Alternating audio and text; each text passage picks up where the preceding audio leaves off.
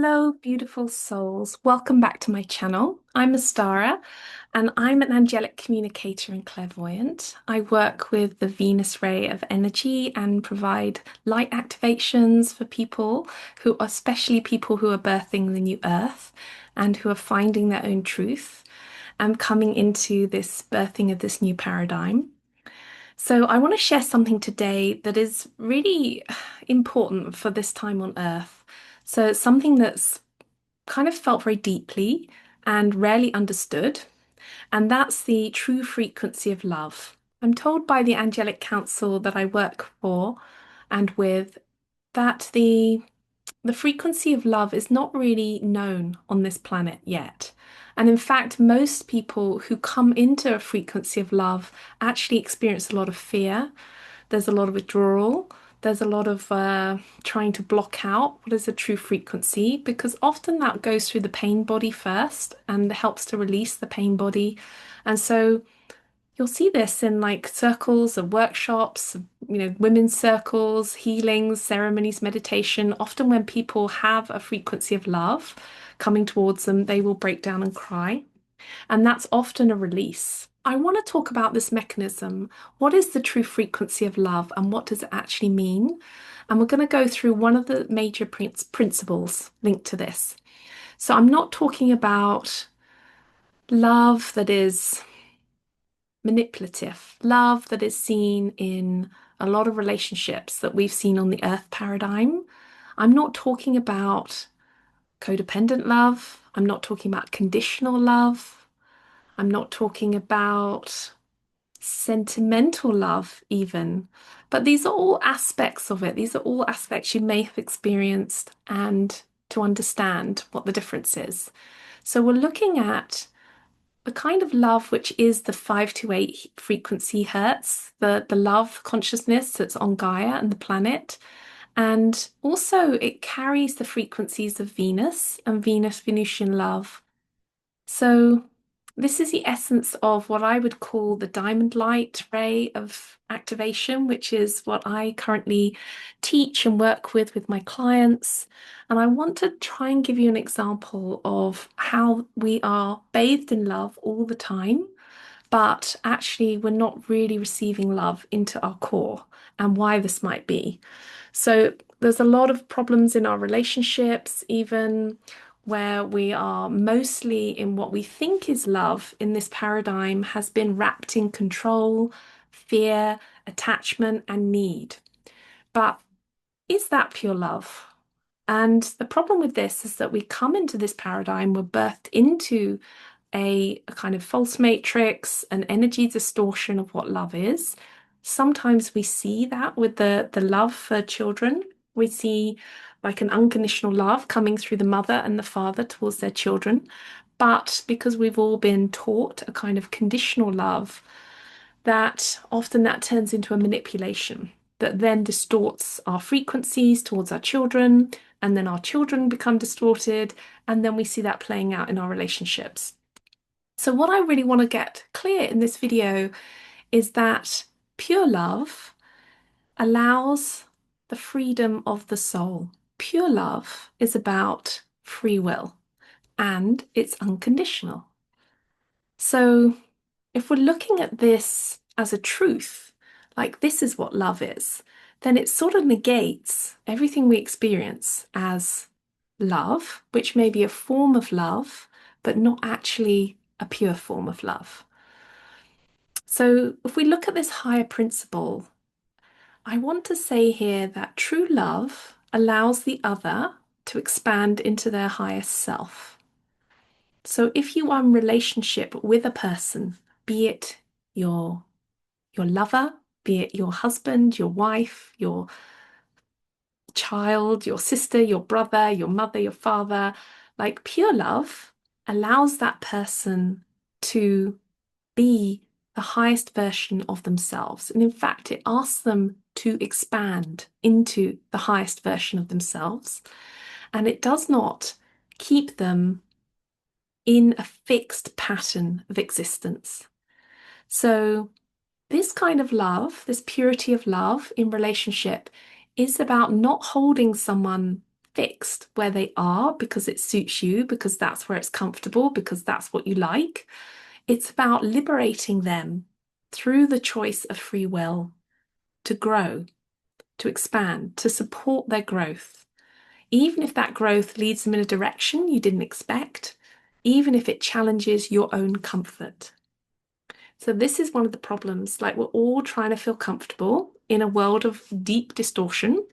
There is so much distortion everywhere that most people who are sensitive and spiritual empaths kind of wake up every morning and have to do a lot of work on clearing their energy field. I know this very well. I wrote a book on it and I teach courses on this. So, we want to feel comfortable. We want some sort of comfort in a world that really doesn't feel very comfortable. And within that, we often try to find the highest form of what we would consider love as a soul, but we're not really finding it in many places. And the madness about this is that we are bathed in love all the time. That frequency is the frequency of Gaia that we are here imbued in. And we have those spiritual frequencies of love around us all the time. But somehow we don't know it and we can't feel it. And this is often because we are taught in this distortion, in this matrix, that to have love, we have to give up something. And I want to bring this into reality for you because I feel that avoidant personalities, avoidant attachment styles get a really hard rap on what's going on. And I want to do a video on avoidance because, my God, there's a lot to unpack there about what avoidants really know about this distortion. And to bring back to this idea that we are taught that love is conditional. So we have to give up something to receive love. Otherwise, we won't get it. We won't get it, whether that's based on being good or having to do something a certain way or having to go a certain pathway or act a certain way, look a certain way. So this kind of love that I'm just talking about, this pure love, isn't a trap. It doesn't demand anything of you. It doesn't say, I love you if you do this. It doesn't say, I'll stay with you as long as you do this. It says, I see you with your free will as a soul being, and I honor your path. In fact, because we are souls coming into connection in this life through whatever relationship I'm in, actually, I've made a soul contract with you to reflect the light to you, to remind you that you are a beautiful sovereign being walking the earth. And I honor that in you. And I release any control that I may have placed on you, like in manipulation, control, so that you can rise in your truth. Now, this is the kind of thing that dissolves codependency. Now, if you've come to one of my workshops on twin flames, you will know that I talk very deeply about the karmic relationships we have, the soulmate relationships we have, and the twin flame relationships we have, and how the soulmate relationship has been placed, which I believe is a good thing, at the top, the pinnacle of what we can expect from a relationship. To meet a soulmate, oh my God, what a wonderful thing. But what I see with soulmate relationships is that they are often based on codependence and the healing of wounds, the healing of wounding, which can be wonderful. It can create stability so you can heal your wounds. But also in that path, there can be a kind of stagnancy that comes from, I cannot be my whole self. I cannot be really who I am. I have to keep in this fixed, stagnant form to make this relationship work, because then we have stability. But if I step outside of that fixed creation, that agreement with that person, and become interested in something different or want to expand into another part of myself, want to explore free will, and I am in no way advocating people removing themselves from a contract, removing themselves from responsibility. That's not what I'm about. In fact, this is about being more responsible, more responsible for self, having the ability to respond. That's what responsibility is about, that you have the ability to respond to both your needs and the other person's needs. Okay, so what we're doing here is realizing that if our highest form of imagination around a relationship has been a soulmate relationship, which is a very high form, it's two souls coming back in together to connect again on a pathway and to help each other. But then if it's based on codependent behavior, there is a power dynamic that is also set up that keeps people stuck. And thinking and believing that you can actually have freedom in your love quality, in your ability to love someone, it helps to dismantle the power dynamic where one person is often giving while the other person takes, or where love is earned through sacrifice or submission. So this is a very tricky pathway to navigate because in some ways, if you looked at all your relationships, you would see that on some level you're doing sacrifice or submission, or there's something where your free will is not fully involved. And I'm learning a lot from my kids who are amazing star beings coming into their bodies, that when I just respect them, like, oh, like I give them that freedom, then they tell me exactly what they need. And I can just let it go, let respect it. They don't have to look like I want it to look like, or act in a certain way, or be in a certain way. Yeah, we have a code of what is acceptable because that's my free will, but it's what's acceptable on a higher frequency and still loves and honors their free will and my own. This pathway, I realized that a lot of parenting that was being done and is being done, and I recognize it everywhere, is based on power, domination, and control. It's based on imposing will on another. Now, when we get into the imposition of will, we leave free will. And I have to say here, it creates a lot of problems in the body. It creates a lot of problems in the lungs, creates a lot of problems in the liver. It creates a lot of problems in the mind because the true nature of someone's spirit wants to come forward and to be accepted unconditionally. So, how can we get to a love in a friendship, in a relationship, which is not clinging, not controlling, not chasing or avoiding?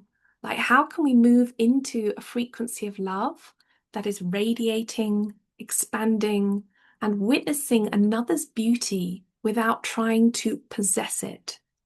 And then this is the thing of our paradigm that we are really challenging. We are taking back our own energy sovereignty. We are taking back all of the power that belongs to us as individuals away from an old matrix, which has been based on domination, manipulation, power dynamics, and control.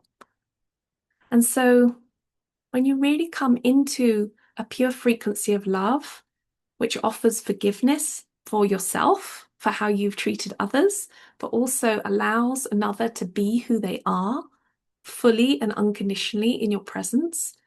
And what I would say here is if that relationship doesn't meet you, like if it can't meet you, if people are still stuck in the power dynamic of whatever that is, then to just forgive and step back and go, it cannot meet me, therefore I release it. And in releasing it, I release control. I allow it to be what it is. I do not try and fix it into a form which it doesn't want to be in, because that is me having domination and control over someone else. Once you start allowing that, you actually reclaim your peace. You stop trying to get love out of things where there isn't love, or taking love and then destroying it by trying to control it. And you start actually becoming that frequency of love. So I just want to say here, clearing up, because a lot of my clients are star beings, a lot of you are star seeds, and I work with the most amazing clients, who come here to change the earth. That's what we're all doing. So if you felt like on this planet that love hasn't resonated with you, that somehow it just didn't feel like the frequency, somehow love kind of felt like pain, then it sounds like you've been maybe subject to relationships based on survival rather than true soul connection. And I want you to know that you're not broken, even though there has been huge attempts to break our receptivity to love. And that is still going on. And part of my work here with carrying the Venusian codes of love is to bring back that receptivity to love, to bring back, to awaken it in us once again. And I'm not the only one doing it, where there's a lot of light workers doing this right now, because we are here to anchor in that higher template of love, of feeling, of sensation, of, really speaking our truth and being acknowledged in that, really seeing what radiates through us as love in our energy signature. So I want you to know that you all carry the codes of Venusian love, because that is the expansion that the planet is going towards. And that Venusian love is often about the healing of the union between the masculine and feminine so that we can move into that place. So helping us move through all distorted timelines and allowing your own healing through a remembrance in your body and embodiment. And then you begin to activate others too. So I am sort of teaching this bit by bit. And if you want to come and join me, I do offer diamond light frequency activations to help you work with this energy. And if you are struggling at any point in your path, please come and do a soul reading, a soul session with me. I'd love to meet you. And I do twin flame work because our twin flames are leading the new paradigm for love. And that's why it's so confusing for them. But maybe I'll leave you with this, that we are completely loved beyond our wildest, most imaginative thoughts.